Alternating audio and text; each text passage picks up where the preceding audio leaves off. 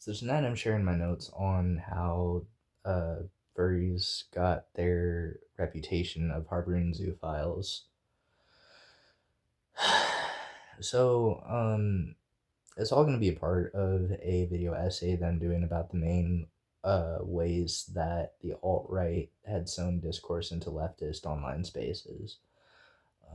What's interesting about furries is they're looked at these days as a pivotal intersectional part of creative culture with the LGBTQ community, especially aligned with like transgenderism. Uh, and we'll get into whether that's exactly accurate or not later. But right now, I guess the first part of my notes, I have a statement written that says the weakness of vagueness doesn't inherently translate to dubiousness. It will for these people every time, though. Um, and what I mean by that is, unfortunately, a lot of people have fucked up art for a lot of people that were to come after them. Um, and I'll get into that later as well. But, to start, if you don't know what a furry is, I don't know what to tell you. The internet exists. If you don't know what a zoophile is, I'm very sorry you have to watch this or you're choosing to listen to it. Because you're about to find out. Anyway, we all know about Robert Crumb. We know about Bimbo the dog, and if you don't know anything about that, those are early 1900s examples of anthropomorphic cartoons. Robert Crumb, of course, the racial commentator who drew an anthropomorphic characters. Bimbo the dog being the boyfriend of Betty Boop. Um, but the the interesting thing is that the sociosexual part of the furry fandom didn't really come to existence until cultures like BDSM and S&M were introduced, which really wasn't until late 80s, early 90s. Um, but that's not necessarily true either because personally, after sitting down and writing about it, I think that cartoon and comic smut has always been its own like scene long before BDSM was even introduced into the furry fandom. So, I mean, I think it's interesting that uh, people put that narrative that homosexuality or LGBTQ adjacency was took over the fandom rather than that there was always a vein of eroticism in it. And it's just homophobia, really. If you really think about it, you can just call it homophobia, queerphobia. Um, but what is it that cartoons, anthropomorphic cartoons especially, and BDSM have in common? Absurdity. With the right, where that pertains to is when your whole internet subculture works under the quote unquote facts and logic, uh, dismount and ego. Absurdity can be spun into being disingenuous. When your entire internet subculture calls weird or lame things gay, the homophobia can carry a perpetuated sentiment that gays won't stop at humans. This is all very easy to rub onto a subculture that draws, big tittied fucking furry characters, like animal characters.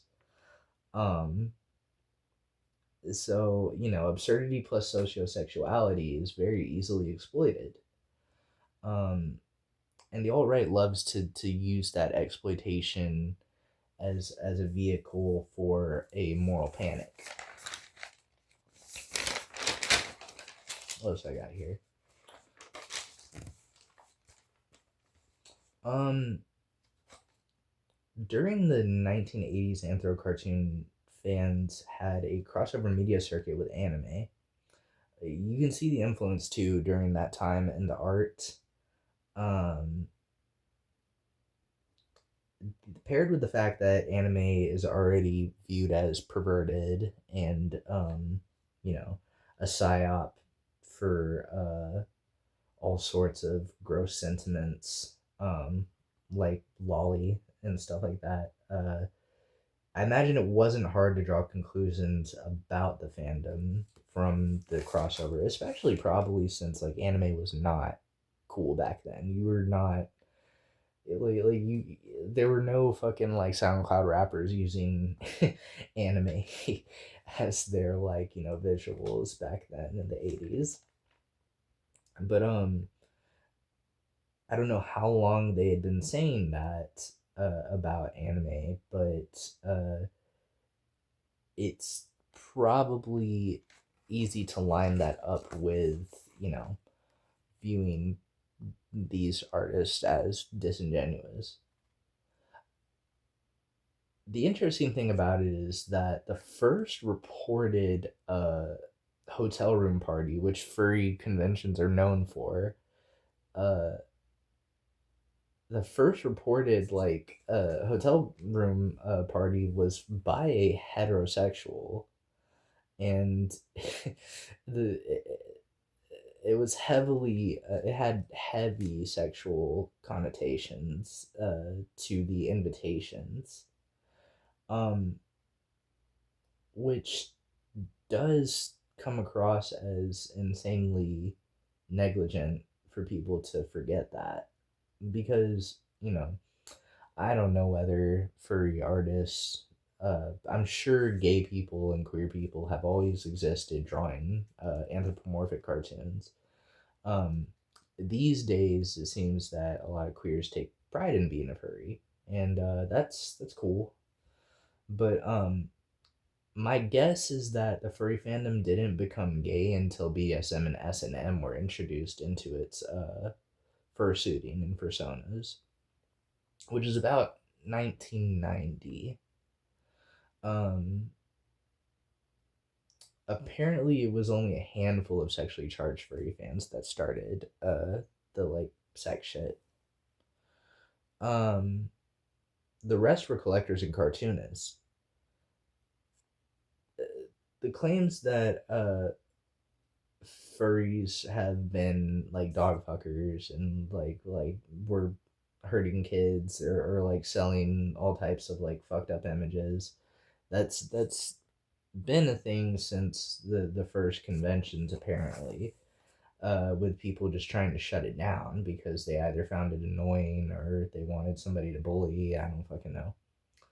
Um, and I'm of course referring to the phone calls and complaints and sabotages. But furry dimensions and depictions, although pornographic, seem to be humanoid adults from back then. You look at the zines and the comics that were made, and they all seem to be fairly just. It looks just like the movie Heavy Metal, except with anthropomorphic characters. Um, but the discourse ensued. A lot of people, I guess, Puritanism started to become a sentiment, and like things like the Furry Manifesto were made in like the late 90s for non-erotic factions of furry fandom to be created, which is interesting because it goes back to what I was saying about eroticism becoming dubious. I think a lot of puritanical sentiments come from just the fear of sexuality being being a gateway to uh, destroy or sow discourse into whatever group ha- decides to express themselves in those forms. What do I think of this? I don't really think about it in general. I think that I think my goal for this is to understand how the right propagates different sentiments that have already been sewn into queer and leftist adjacent communities, and how they're able to exploit that for their own mobilization online. Uh, and all this happened before, 4chan and before YouTube. So like, even whenever we look at like Moot banning like furries during, I can't remember what fucking year it was, but where he did it for April Fools, or whenever we look at people like Snake Thing on or Kira the Wolf, and different, animal rapists that have arisen that had a high profile persona. Um, all this was made way before uh they were even a factor in this. And I might go over some of that too, because 4chan, of course, is the fucking mecca of dumbass alt right shit. And it's responsible for so much crazy ass discourse that has been sewn into the left online, and has bled out into like, IRL. But yeah, no, I guess what was the main takeaway from this part? I guess the introduction. I would have to say that my conclusion is that the furry fandom wasn't inherently a homosexual or LGBTQ friendly or even created space. I do think things like pup play and like, S&M, which are very like, queer centric scenes and have always been, uh I do think that meshed with the furry fandom, ended up becoming essentially a vehicle for, queer expression. um but I just find it very interesting that the furry fandom was originally a straight thing in the first place, and yet the alt right just calls it a bunch of, or like anybody that's like red pilled, quote unquote, calls it just like, degenerate gay shit. The more you know, right? Learn where shit comes from. Learn what happened. Don't let puritanical right wingers lie to you, even if their memes are based or whatever the fuck the kids are saying. All right, y'all. Just wait for the video. Bye.